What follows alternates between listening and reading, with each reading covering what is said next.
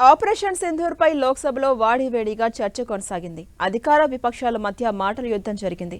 Operation సింధూర్పై చర్చ ప్రారంభించిన కేంద్ర రక్షణ శాఖ మంత్రి రాజ్నాథ్ సింగ్ మన సత్తా ప్రపంచానికి తెలిసిందన్నారు. విపక్షాలపై ఆగ్రహాన్ని వ్యక్తం చేశారు. దేశమంతా పహల్గాం ఉగ్రదాడిని ఖండించిందన్నారు. దేశ రక్షణ విషయంలో ఆచితూచి ప్రశ్నలు వేయాలని సూచించారు. పరీక్ష ఎలా రాశామనేది ముఖ్యం కానీ చిన్న చిన్న విషయాలు పట్టించుకోవద్దన్నారు.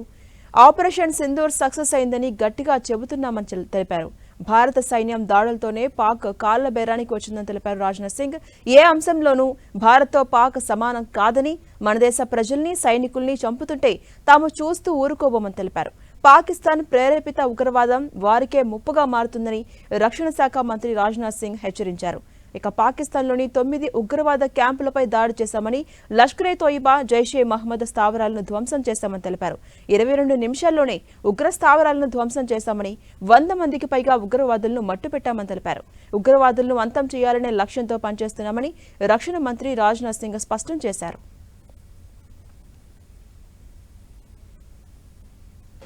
भारतीय सेनाओं ने ऑपरेशन सिंदूर के नाम से एक ऐतिहासिक सैन्य कार्रवाई को अंजाम दिया।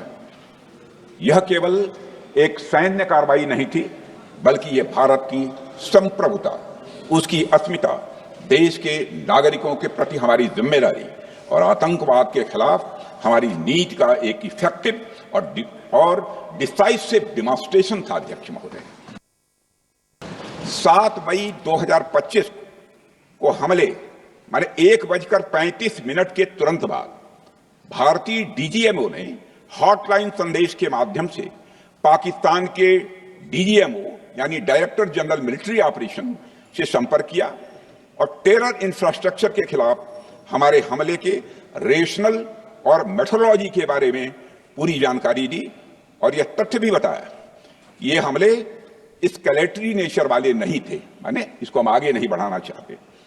जिन मुहिम मारा तीन मुहिम मारे। अध्यक्ष,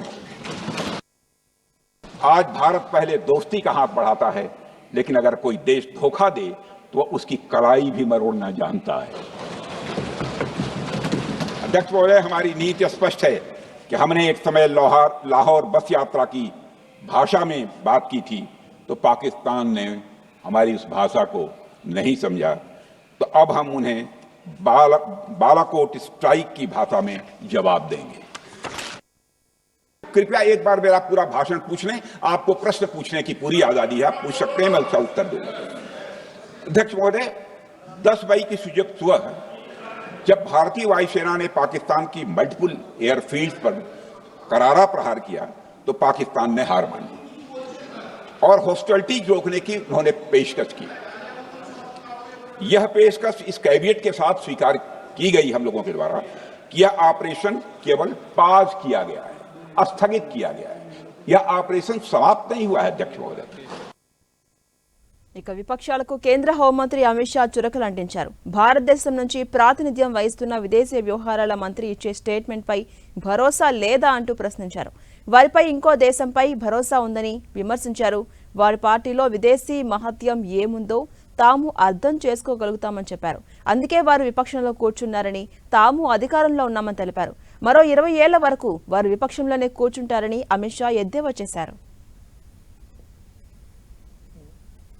भारत देश का शपथ लिया हुआ विदेश मंत्री यहां स्टेटमेंट कर रहा है, उस पर भरोसा नहीं है, उनको किसी और देश पर भरोसा है।